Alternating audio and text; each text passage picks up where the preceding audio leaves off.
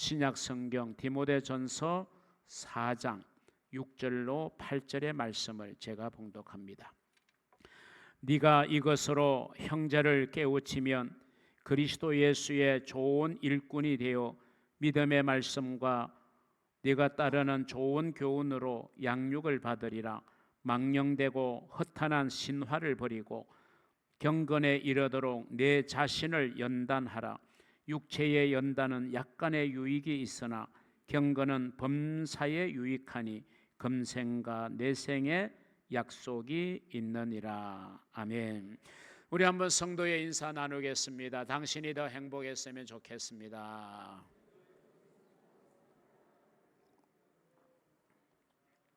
네, 오늘 여러분과 함께 나눌 말씀의 제목은 신앙의 타성에서 벗어나자, 그 세 번째 시간입니다. 오늘은 영적 체질로 바꾸기, 이런 제목으로 함께 말씀의 은혜를 나누겠습니다. 우리 모든 사람에게는 다양한 체질이라는 게 있습니다.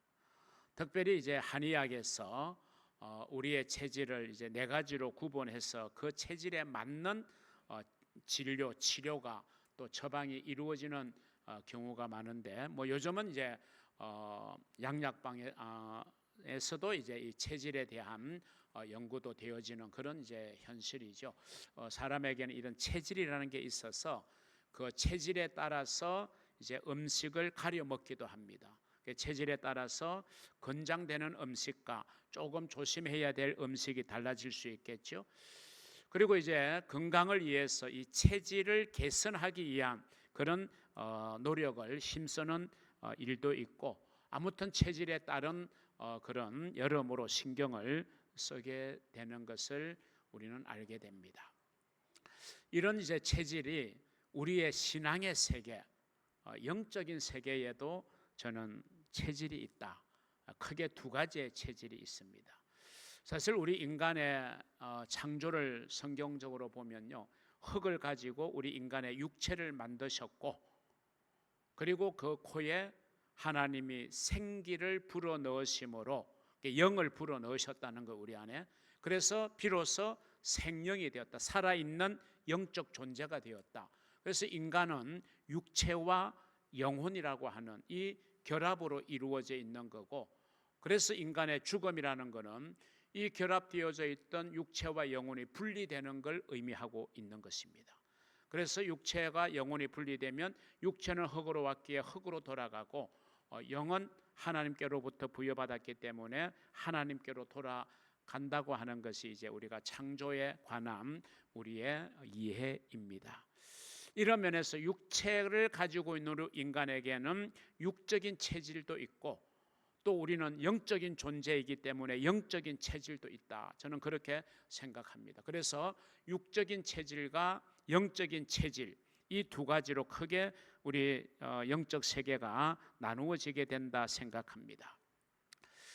그래서 이 육적 체질과 영적 체질이 조화와 균형을 사실 이루어야 정말 온전한 삶을 우리가 살아갈 수 있는 건데, 근데 이제 아담이 범죄함으로 말미암아 급격하게 하나님의 형상을 잃어버렸고, 또 인간의 양심이라는 게 화인맞게 되어짐으로 말미암아 이 육적인 체질과 영적인 체질의 균형이 깨어져서 점점 우리는 이제 육적인 체질로 기울어지게 되는 그런 결과를 가지고 왔음을 우리는 알게 됩니다.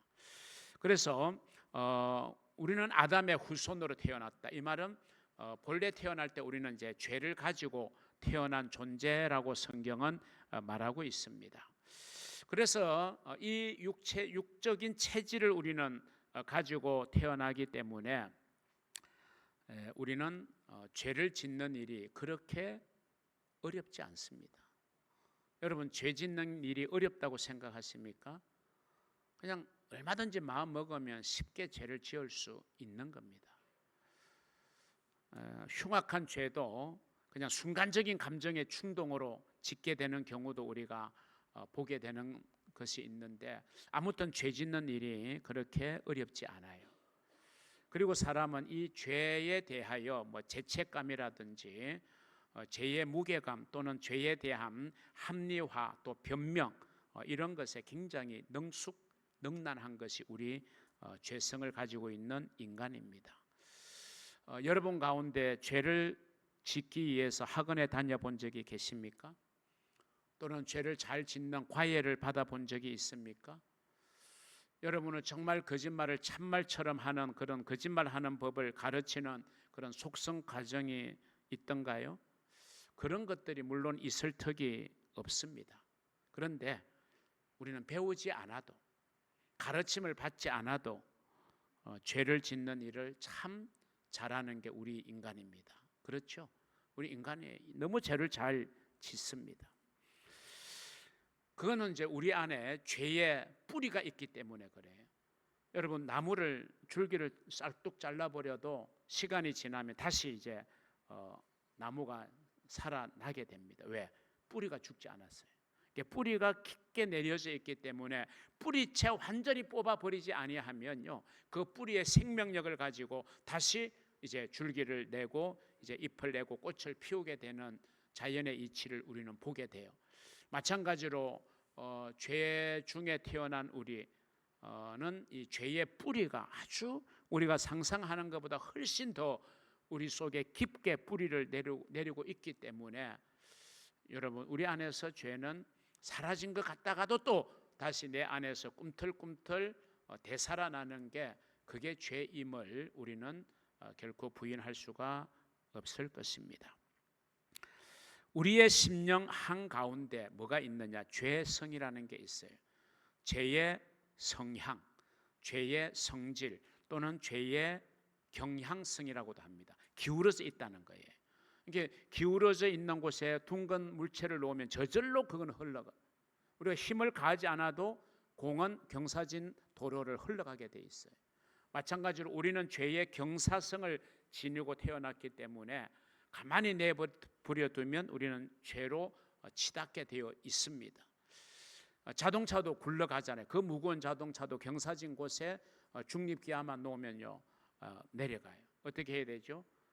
피로 놓든지 아니면 브레이크를 밟아야 차가 우리가 제동을 할 수 있는 거죠. 우리의 심령도 우리의 삶도 이 브레이크가 작동하지 않으면요 우리는 죄로 기울어지게 되어 있다는 것을 우리는 기억해야 됩니다. 그래서 죄성을 가지고 있기 때문에 우리는 은혜 받기는 쉬워도 힘들어도, 은혜 받는 일은 힘들어도 받은 은혜를 잃어버리고 쏟아버리는 것은 너무나도 쉽게 한순간에 우리는 쏟아버리게 되는 경우가 참 많아요. 우리가 예배 드리러 와서 은혜를 받았습니다. 그런데 나가다가 식당에서 또는 주차장에서 좀 말이 심하게 되고 얼굴을 붉히고 마음 상하게 되면서 어렵게 받은 바 은혜를 다 쏟아버리고 또 삶의 현장으로 나아가니 우리가 삶의 현장에서 그리스도의 향기를 풍겨내기가 쉽지 않는 현실이 오늘 우리가 살고 있는 현실입니다.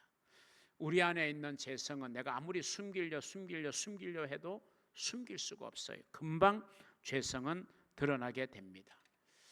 그리고 그 죄성은 아주 끈질기게 우리를 따라다녀요.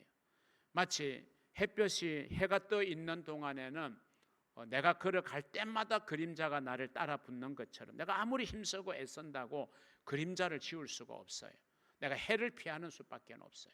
마찬가지로 이 죄성은 끈질기게 나를 따라다니고 있습니다. 그만큼 죄의 뿌리는 깊은 것입니다. 오늘 우리가 사는 이 세상의 어떤 환경, 문화, 여건, 세속의 가치관, 인생관 이런 것들, 그리고 이 바쁜 현대의 일상 속에서 우리의 어떤 분주함, 이런 것들이 우리가 사실 은혜 받고 받은 은혜를 잘 지속해 나가는 일에 걸림돌이 되고 있음을 우리는 부인할 수가 없는 것입니다. 자, 이런 문제를 해결하는 방법, 한마디로 말하면 우리의 체질을 영적 체질로 바꿔야 된다. 왜? 우리는 이미 육적 체질에 너무 가까이 근접해 있는 거예요. 우리는 육적 체질의 영향권 아래 있는 겁니다.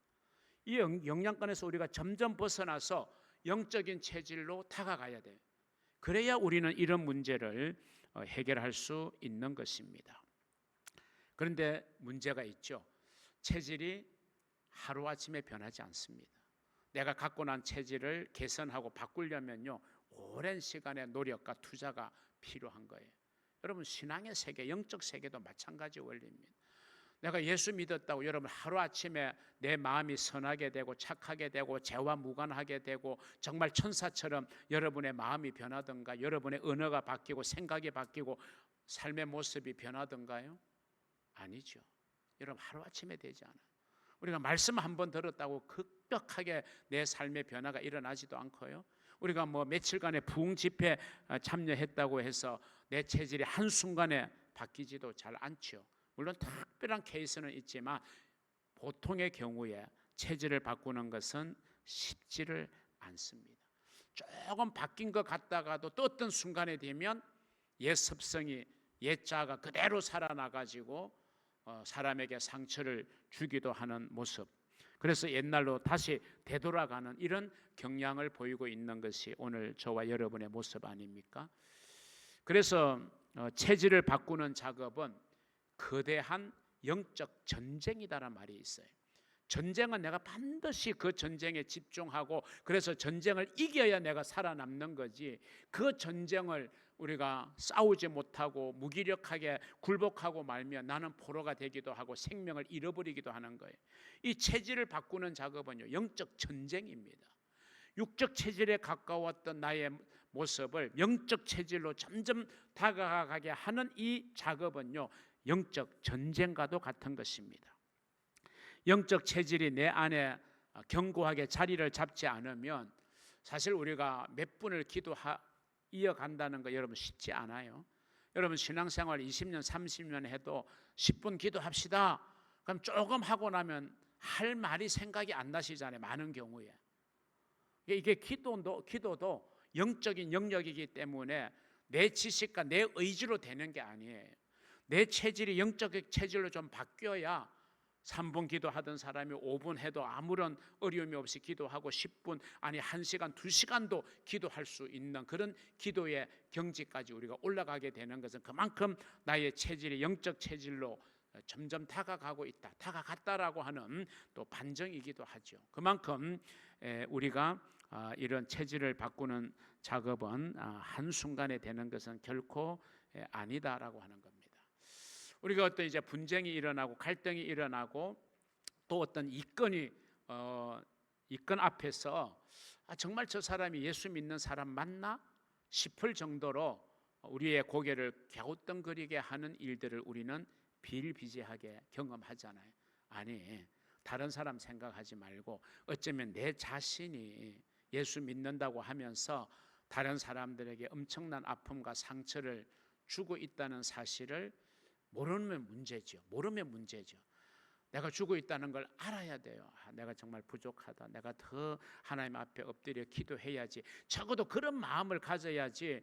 내가 지금 남에게 내가 하는 말이, 내가 하는 행동이 남에게 아픔이 되고 상처가 되고 그걸 지켜보는 사람에게 상처가 된다는 걸 모르면요, 그건 심각한 병에 걸린 거예요. 내가 육체의 병에 걸렸는데도 아무런 정세를 못 느끼는 게 문제가 되잖아요. 우리의 장기 중에서 췌장이라는 게 가장 늦게 인식이 된다고 하죠, 대부분. 그래서 이제 췌장암이 발견되면 대부분의 70-80%는 거의 사기나 말기에 발견되어져서 손을 쓸 수 없다고 그러죠. 그러니까 내가 못 느끼는 거는 문제가 되는 거예요. 아픔을 느끼는 거는 괜찮아요. 왜? 그러면 아프기 때문에 우리가 병원을 찾게 되고 약을 찾게 되잖아요. 그러면 치료의 길이 훨씬 빠르질 수 있거든요. 모르는 게 문제고요. 알면서도 방치하는 게 문제거든요. 여러분, 우리에 대한 기대치가 있습니다. 하나님의 기대치가 있고 사람에 대한 기대치가 있어요. 우리가 신앙생활을 오래 하면 할수록 기대치는 높아지는 거죠. 목사에 대한 기대치가 일반 성도에 대한 기대치와 같을 수는 없잖아요. 제가 한마디 잘못하면 그 파급이나 여러분이 받는 상처는 엄청나게 큰 거죠. 우리가 노숙자에게 큰 기대치를 하지 않아요. 그냥 다른 사람에게 불평과 악만 끼치지 않으면 참 괜찮다라고 생각하지, 우리가 노숙자에게 뭔 큰 기대치를 가지고 우리가 뭘 기대하겠어요. 기대치가 있다는 것은 그만큼 나를 평가해 준다는 거거든요.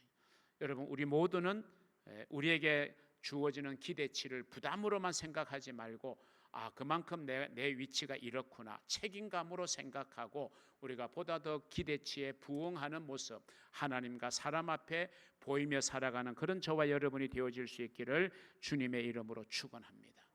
우리는 신앙의 타성에서 벗어나야 돼요. 그 첫 번째, 우리가 깨어 기도하자.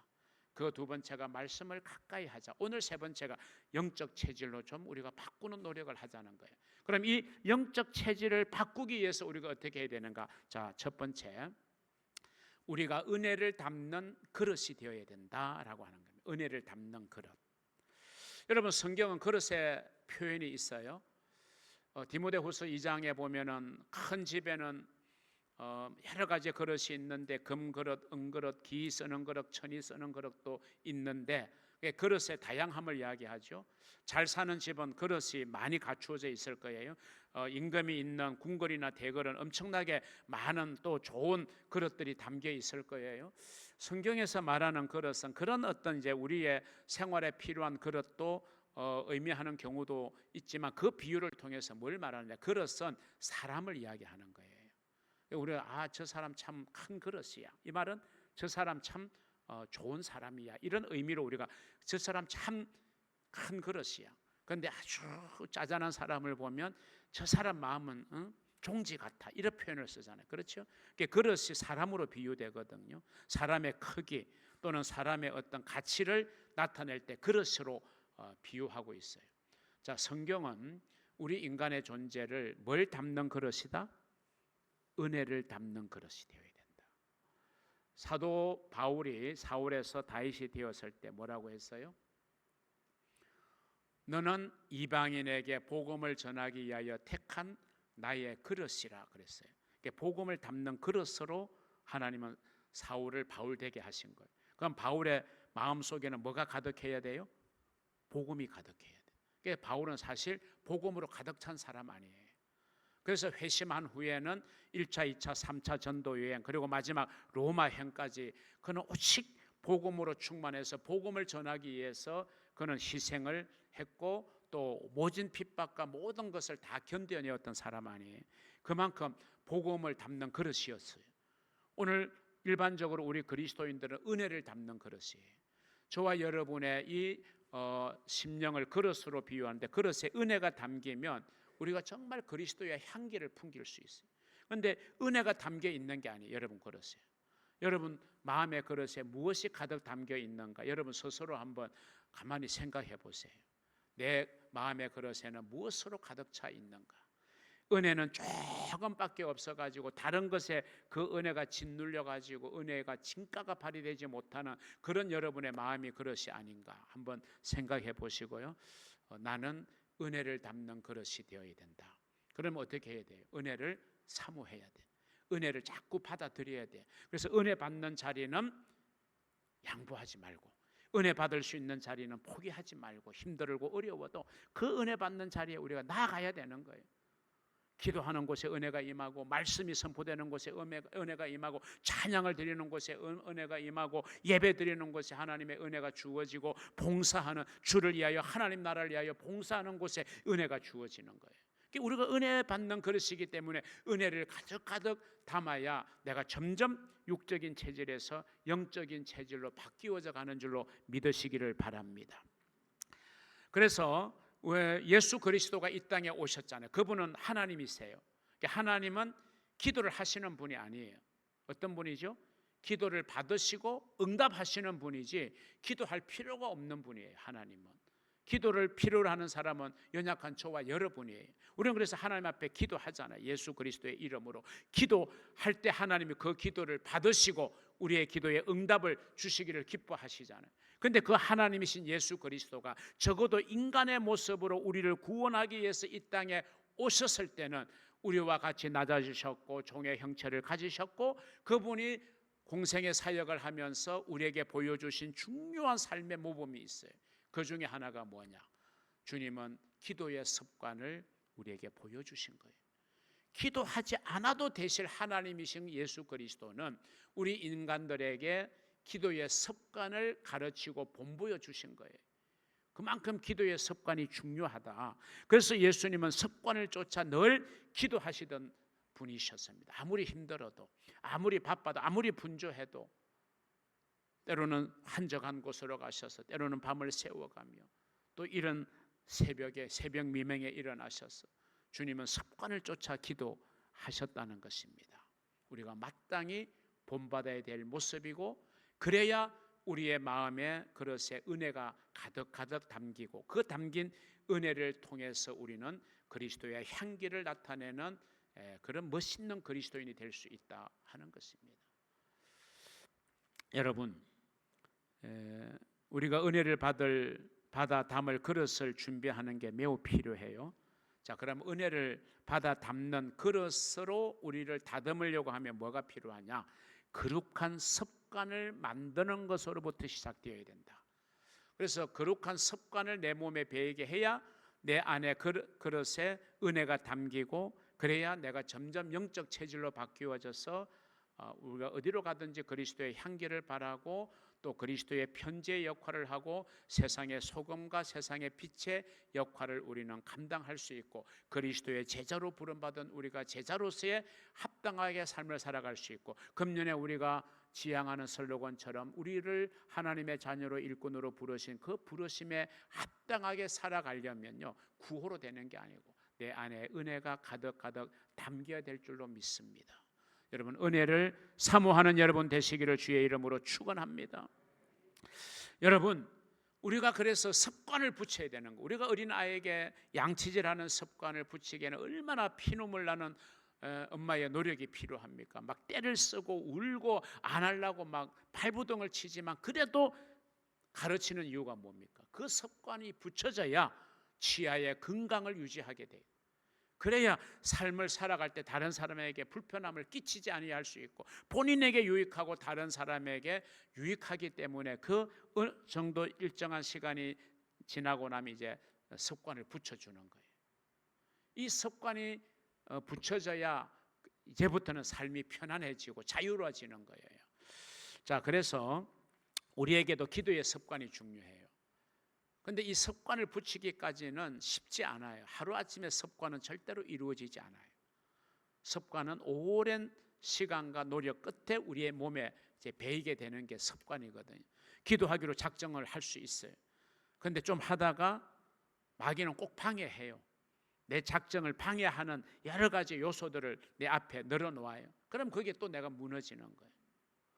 또 그렇게 생각하고 다시금 또 내가 기도해야지 하다가 또 무너지고, 이런 걸 우리가 반복하고 있다는 거예요. 말씀 읽는 것도 마찬가지고, 섬기고 봉사하는 것도 마찬가지고, 예배 드리는 것도 마찬가지고, 다 습관이 중요한 거예요. 그런데 습관이 내 안에 들어와야 내가 영적 체질로 바뀌게 되고, 그래야 은혜가 담겨지게 되고, 은혜가 담겨져야 내 삶에 뭐가 나타나느냐? 능력이 나타나는 거예요. 우리가 기도의 능력도요, 기도의 습관을 통해서 기도가 생활화되어져야 여러분 기도의 능력이 나타나는 거지. 그냥 한번 기도했다고 금방 기도의 능력이 나타난다, 그렇게 기도의 능력을 값싸게 생각하면 안 돼요. 은혜를 값싸게 생각하면 안 되는 거예요. 여러분, 정말 거룩한 습관이 우리에게는 매우 중요하다라고 하는 것입니다. 오늘 본문은 이렇게 말하죠. 디모데전서 4장 7절 8절 보세요. 망령되고 허탄한 신화를 버리고 경건에 이르도록, 거룩한 습관에 이르도록, 정말 기도의 습관, 말씀의 습관에 이르도록 네 자신을 연단하라 그랬어요. 훈련하라는 거예요. 그래서 육체의 연단, 우리가 육체의 건강을 위해서 막 운동하잖아요. 이 육체의 연단도 우리에게 분명히 유익이 있어요. 그런데 경건, 즉 영적인 훈련, 범사에 유익하다. 그리고 이 세상 금생과 영원한 하나님의 나라에 가서까지도 내 생에도 약속이 있는 훈련, 이게 여러분 영적인 거룩한 습관이요 또 경건의 훈련이라는 거예요. 우리가 무수한 연단과 훈련을 통해서 우리는 경건에 이르게 되고, 정말 주님이 원하신 대로 우리가 은혜를 담는 그릇이 되어서 영적 체질로 바뀌게 됨으로 말미암아 많은 유익을 얻을 수 있는 그런 복된 성도들이 될 수 있기를 주의 이름으로 축원합니다. 두 번째, 이런 과정을 통해야 이제 우리가 성장하는 삶이 되어질 수 있는 거예요. 여러분, 육체의 성장은 시간이 지나면 대부분 많이 성장해요. 그런데 그 성장이 건강한 성장이 되려면 식습관이 중요하죠. 편식하는 것보다는 골고루 균형 있는 식사를 하는 게 중요하죠. 그래서 우리 부모들이 자라나는 아이들에게 그런 이제 신경을 쓰는 거잖아요. 왜?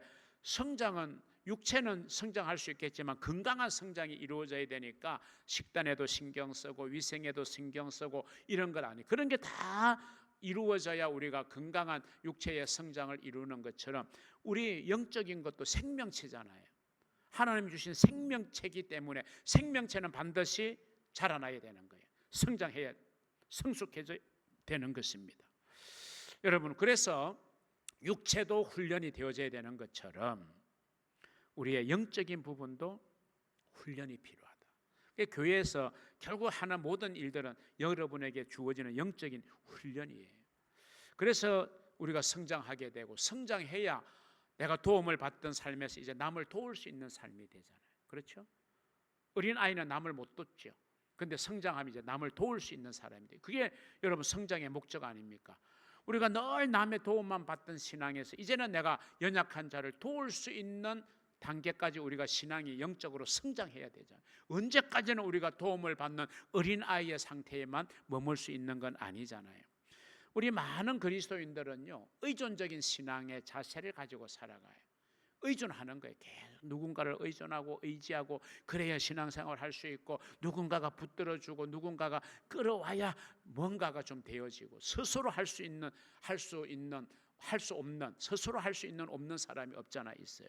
우리 신앙이 자꾸 의존적이 되어지면요, 그거 내가 의지하는 것이 주어지지 않으면 급격하게 신앙이 떨어지게 됩니다. 신앙이 약해지게 돼요. 그래서 우리는 좀 의존적인 신앙에서 조금 벗어나야 돼요.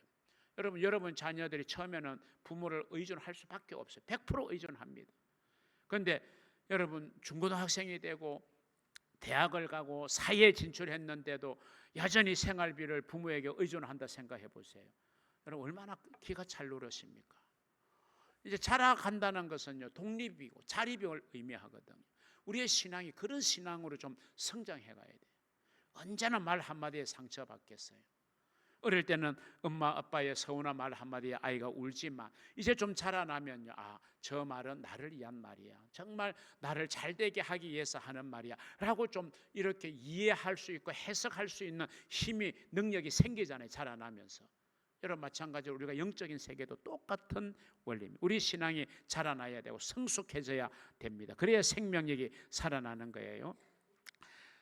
유명한 기독교 영성학자인 헨리 나우엔이 이런 말을 했어요. 우리 그리스도인은 상처 입은 치유자가 되어야 된다. 한번 따라합니다. 상처 입은 치유자. 여러분 우리는 많은 상처를 받으며 살아가요. 그런데 그 상처를 우리가 치유받아야 돼요. 주님 안에서 치유받아야 돼요. 치유의 길이 우리에게 열려요. 그럼 우리가 상처를 받았지만 치유받은 경험이 있으니까 이제 우리는 어떻게 해야 돼요? 나와 같은 상처를 입은 다른 사람을 치유해 줄 수 있는 그런 자리까지 나아가는 게 그리스도인이다, 이런 의미가 되는 겁니다. 상처는 누구에게나 있어요. 하지만 그 상처 안에 갇혀 살아가는 사람이 있는가 하면 그 상처를 잘 극복하고 자신처럼 상처받은 사람을 오히려 도우며 살아가는 자가 있다. 여러분은 어떤 부류에 속하는 삶을 살고 있습니까? 축복하기는 여러분이 후자에 속하는 삶을 살아갈 수 있기를 바랍니다.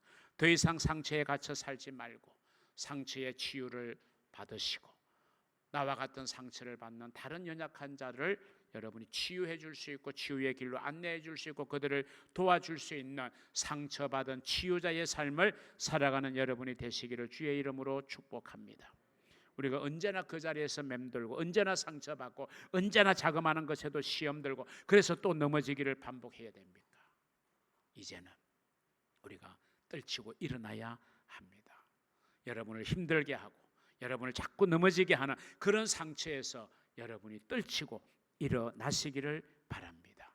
말씀을 붙드세요. 기도하세요.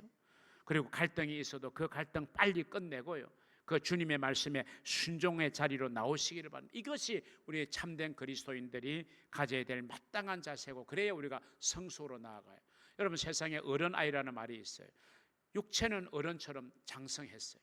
그런데 말하고 생각하고 또 하는 행동이 어린아이와 같은 사람을 우리는 어른아이라고 표현하죠. 영적인 세계도 마찬가지예요. 분명히 신앙생활 10년, 20년, 30년 한 대선배고 교회 안에서 직분도 받아 있는 사람인데 여전히 어린아이와 같이 그렇게 말하고 깨닫고 생각하고 행동하면요, 여러분 그거는 아픔을 주는 거예요. 여러분은 영적인 어른아이가 되지 않기를 바랍니다. 고린도전서 13장 11절은 이렇게 말합니다. 내가 어렸을 때에는 말하는 것이 어린아이와 같고 깨닫는 것이 어린아이와 같고 생각하는 것이 어린아이와 같다가 장성한 사람이 되어서는 어린아이의 일을 버렸노라. 여러분이 그런 삶이 되기를 주님의 이름으로 축복합니다. 마지막 세 번째, 그렇게 해서 우리가 이제 영적인 체질로 바뀌기 위해서 우리가 대가를 지불하면요, 그 대가를 지불한 만큼 정직한 열매는 풍성하게 맺어지는 줄로 믿으시기를 바랍니다. 세상의 모든 일에는 대가를 지불해야 돼요. 그러면 좋은 결과 풍성한 열매를 맺을 수가 있는 것처럼 우리의 신앙도 마찬가지예요. 여러분 따라합니다. 공짜는 없다. 여러분 세상에 공짜는 없습니다. 영적인 대가를 지불해야만 돼요. 그래야 우리는 영적인 아름답고 풍성한 열매를 맺을 수 있는 거예요. 여러분 우리는 기도의 대가를 지불해야 돼요. 기도의 시간을 계속 가져야 돼요. 기도의 대가를 지불하면요, 우리 앞에 산이 가로막혀도 우리는 그 산을 넘어갈 수 있어. 그런데 기도의 대가를 지불하지 않는 사람은 산이 아니라 조그마한 언덕도 못 넘어가서 주저앉아. 자그마한 말에도 시험당해. 주저앉아. 뒤돌아봐요. 여러분 그건 기도가 지불되지 않아서 그런 거예요. 기도의 대가를 지불해야 우리는 험산 줄령도 넘어설 수 있는 그런 믿음의 사람이 될 수 있는 겁니다. 여러분 육체가 요구하는 대로 따라가면 소망이 없어요. 우리의 육신을 쳐서 하나님의 뜻에 복종하게 되면 엄청난 유익이 있습니다. 그래서 우리는 기도 생활을 훈련해야 되고 말씀 읽고 묵상하기를 훈련해야 되고, 그렇게 할 때 우리는 엄청난 유익을 반드시 경험하게 되고, 그럴 때 우리는 신앙의 타성에서 벗어나고, 그래서 우리는 영적 체질로 점점 우리가 다가감으로 말미암아 정말 세상의 소금과 빛이 되는 그런 그리스도인이 될 수 있을 줄로 믿습니다. 여러분의 삶에 이런 은혜가 활짝 넘쳐나기를 주의 이름으로 축복합니다. 여러분 우리가 영적 체질로 바뀌면요, 참된 기쁨과 참된 자유가 우리에게 주어지게 됩니다. 진리를 너희가 알지니 진리가 너희를 자유케 하리라. 요한복음 8장 32절은 말씀하고 있잖아요. 우리가 진리를 알고 진리 안에 들어가게 되면 오히려 우리는 자유함을 얻어요. 여러분 기도하라, 성경 읽어라, 이런 이야기들이 여러분을 윽박하는 것처럼 느껴지십니까? 절대로 그렇지 않아요. 부모의 아이에게 들려주는 이야기는 아이들이 이해 못할 때는 그게 속박으로 구속으로 느껴질 수 있지만 지나놓고 보면 그것이 나를 위한 말인 줄 알게 될 거예요. 여러분 정말 말씀을 통해서 우리에게 주어지는 그런 내용들은요, 여러분의 영적 체질을 바꾸기 위한 하나님의 의도가 있음을 믿으시기를 바랍니다. 영적 체질로 바꾸고자 하는 분명한 영적 목표를 두시고 믿음의 모델이 되는 성경의 인물과 또 내 주변에 보여지는 숱한 믿음의 사람들을 본받아 여러분의 신앙의 타성을 극복하고 풍성한 신앙의 열매를 맺어가는 복된 성도들 다 되시기를 우리 주님의 이름으로 축복합니다. 기도하겠습니다. 하나님 아버지, 은혜와 사랑을 진심으로